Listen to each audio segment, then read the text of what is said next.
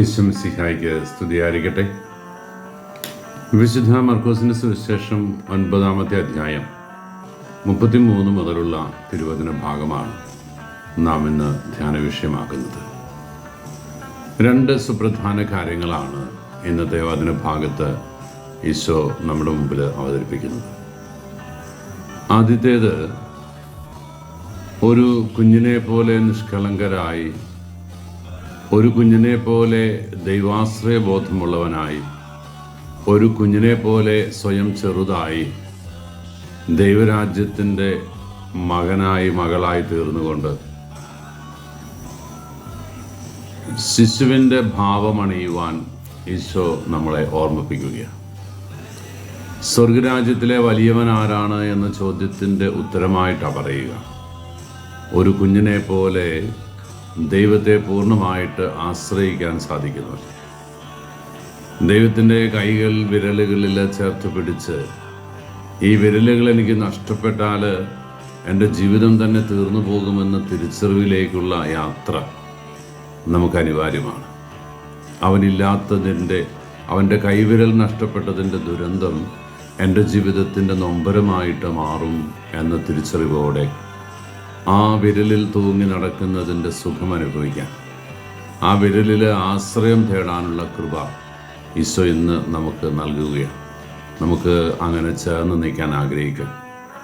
പിടിവിട്ടു പോകാതെ ഉറച്ച പിടിവള്ളിയിൽ ക്രിസ്തുവിൻ്റെ കരങ്ങളിലാണ് എൻ്റെ കരം ചേർത്ത് വെച്ചിരിക്കുന്നതെന്ന് വലിയ ബോധ്യത്തോടെ മുന്നോട്ട് പോകാനുള്ള കൃപ നമുക്ക് ഈശോ തരും.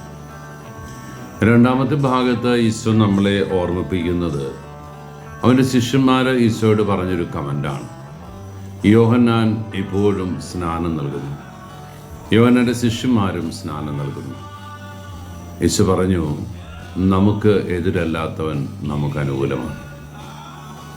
അനുതാപത്തിൻ്റെ ജ്ഞാനസ്നാനം ആണ് അവർ നൽകുന്നത് എങ്കിൽ അത് ദൈവരാജ്യ സങ്കല്പത്തിനെതിരൊന്നുമല്ല. അവരങ്ങനെ ചെയ്യട്ടെ, അത് അവരുടെ കാര്യം. അതിൻ്റെ പേരിൽ നമുക്ക് നഷ്ടങ്ങളോ ദോഷങ്ങളോ സംഭവിക്കാനില്ല. നമുക്കെതിരല്ലാത്തവൻ നമുക്ക് അനുകൂലമാണ്. പ്രിയപ്പെട്ടവരെ, ഇവിടെ ഈശോ നമ്മളെ ഓർമ്മിപ്പിക്കുന്ന ഈ തിരുവചന ഭാഗത്തിൻ്റെ ഗൗരവം നമുക്കൊന്ന് തിരിച്ചറിയാനാകട്ടെ. ദൈവരാജ്യത്തിൻ്റെ സുഖം, ദൈവരാജ്യത്തിൻ്റെ സന്തോഷം, അത് അവന് വേണ്ടി, ദൈവരാജ്യത്തിന് വേണ്ടി വേല ചെയ്യാൻ തയ്യാറാകുന്ന ഒരു ജനതയുടെ, ഒരു വ്യക്തിയുടെ മാറ്റം. ഈശോ എത്ര സുന്ദരമായിട്ടാണ് ഒരു കാര്യം നമ്മളെ ഓർമ്മിപ്പിക്കുന്നത്. എന്നെ ഓർത്ത് എനിക്ക് വേണ്ടി ഒരു പാത്രം വെള്ളമെങ്കിലും നീ നിൻ്റെ അയൽവാസിക്ക്, ദാഹിക്കുന്ന സഹോദരന് കൊടുക്കാൻ തയ്യാറായാൽ നിൻ്റെ പേര് സ്വർഗത്തിൽ എഴുതപ്പെടും. അവിസ്മരിക്കപ്പെടില്ല നിൻ്റെ ആ വലിയ മനോഭാവത്തിൻ്റെ പുണ്യം. ആ ഒരു മേഖല കൂടെ നമുക്ക് സ്വന്തമാക്കണം. പ്രിയപ്പെട്ടവരെ, ദൈവരാജ്യത്തിൻ്റെ വിസ്തൃതി, ദൈവരാജ്യത്തിൻ്റെ സാധ്യതകൾ, ദൈവരാജ്യത്തിൻ്റെ പ്രഘോഷണം, അത് സാധ്യമാകുന്നത് ദൈവത്തിന് സേവനം ചെയ്തുകൊണ്ടാണ്, സേവ ചെയ്തുകൊണ്ടാണ്. ഈശോ ഓർമ്മിപ്പിക്കുകയാണ്, ഈ ചെറിയവരിൽ ഒരുവന് നിങ്ങൾ ചെയ്തു കൊടുത്തപ്പോഴെല്ലാം എനിക്ക് തന്നെയാണ് ചെയ്തത്. നിന്റെ കണ്ണീരെല്ലാം കുപ്പിയിൽ ശേഖരിച്ചിട്ടുണ്ട് എന്ന പ്രവചന ഭാഗത്തെ വരികൾ നമുക്ക് ഓർത്തു.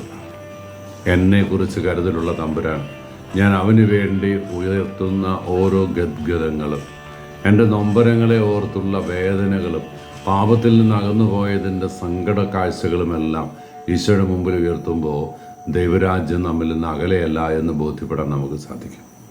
ആ വഴികളിലൂടെ മുന്നോട്ട് പോകാനുള്ള കൃപയ്ക്ക് വേണ്ടി നമുക്ക് ആഗ്രഹിക്കാം. ഈശോ അനുഗ്രഹിക്കട്ടെ. കർത്താവ് മിശിഹായുടെ കൃപയും പിതാവായ ദൈവത്തിൻ്റെ സ്നേഹവും പരിശുദ്ധാരൂപിയുടെ സഹവാസവും നാം എല്ലാവരും കൂടി ഉണ്ടായിരിക്കട്ടെ, ഇപ്പോഴും എപ്പോഴും എന്നേക്കും. ആമേൻ.